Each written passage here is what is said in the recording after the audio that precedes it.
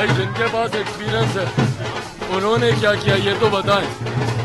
हम लोग तो अपनी उपलब्धियां फिर भी गिना रहे हैं, आप अपनी कोई एक उपलब्धि हमको बता दीजिए। एक लंबे समय तक आपकी पार्टी के, आपके परिवार के लोग बिहार के सर्वोच्च पद पर रहे, 90 के उस दशक की कोई उपलब्धि बता दें। सिर्फ इस बात को छोड़कर कि सबसे ज्यादा पलायन उस दौर में हुआ, उसके अलावा तो और उस दौर को जंगल राज के नाम से ही जाना जाता है। कोई उपलब्धि उस वक्त की जो ये गिना सके, अगर होती तो आज गिनाते और उसी के आधार पर जनता के बीच जाते। बहरहाल अनुभव सिर्फ मंत्री बनने से नहीं होता, अनुभव जनता के बीच रहकर कार्य करने से होता है, जो बखूबी पिछले 2.5-3 साल से कौन सी ऐसी घटना है जहां पे चिराग पासवान नहीं गया हो। और वहीं अपने बारे में बता दें, कौन से ऐसे सुख दुख हैं जहां पर ये गए हों। उप मुख्यमंत्री रहते हुए भी घटनाओं पे इन्होंने कभी जाना जरूरी नहीं समझा, तो बंद कमरे में रहकर भी अनुभव नहीं आता। प्रियंका गांधी ने कहा कि 5 किलो राशन मिलने से कोई आत्मनिर्भर नहीं हो। ये एक ऐसा देश था जब वो लोग सत्ता में थे, जब 2 वक्त की रोटी के लिए जद्दोजहद करनी पड़ती थी। एक ऐसा समय जब दिन का खाना मिल गया, रात का किसी को मिलेगा कि नहीं ये किसी को पता नहीं होता था। और जब गांधी परिवार जब इस तरीके की बातें करता है तो उनको कोरोना का वो समय भी याद होना चाहिए, जिस वक्त हजारों की तादाद में लोग एक राज्य से दूसरे राज्य जा रहे थे। महामारी का वो समय था जब ना दुकानें खुली थी ना कुछ था।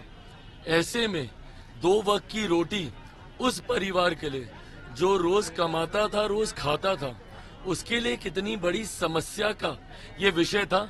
संभवतः इन लोगों को इस बात का एहसास नहीं होगा। मेरे नेता, मेरे पिता आदरणीय रामविलास पासवान जी ने इन तमाम चीजों का अनुभव किया।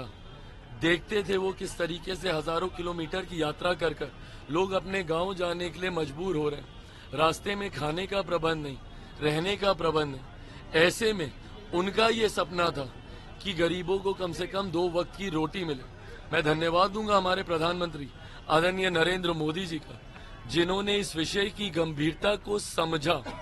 और आज जब हम लोग बोलते हैं कि 25 करोड़ पिछले 10 सालों में गरीबी रेखा से बाहर निकलकर मुख्य धारा के साथ जुड़े हैं, उसमें सबसे बड़ा योगदान प्रधानमंत्री गरीब जन कल्याण अन्न योजना का है, जिसके तहत 81 करोड़ लोगों को आज भी मुफ्त में राशन दिया जा रहा है। कम से कम किसी गरीब परिवार को इस बात की तो चिंता नहीं है कि रात की रोटी या सुबह का खाना कहां से आएगा। बाकी का समय वो अपने कार्यों को लेकर वो इस्तेमाल कर सकता है।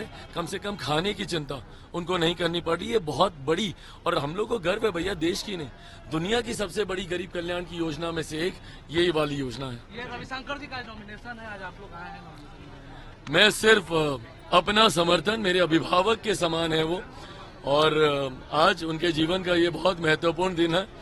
बहरहाल कहीं 1% का जीत को लेकर तो कहीं किसी के मन में कोई शंका नहीं है। अब हम सबका प्रयास रहेगा कि उनका जीत का मार्जिन हर बार से ज्यादा हो। उनके जैसे अनुभवी नेता की हम सबको जरूरत है।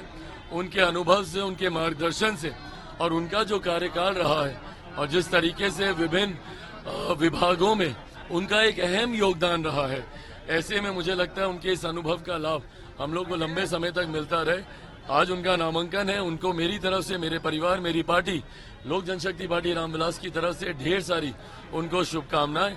और आने वाले दिनों में प्रचार और हम लोग मजबूत करके सुनिश्चित करेंगे कि हर बार से बड़ी जीत उनकी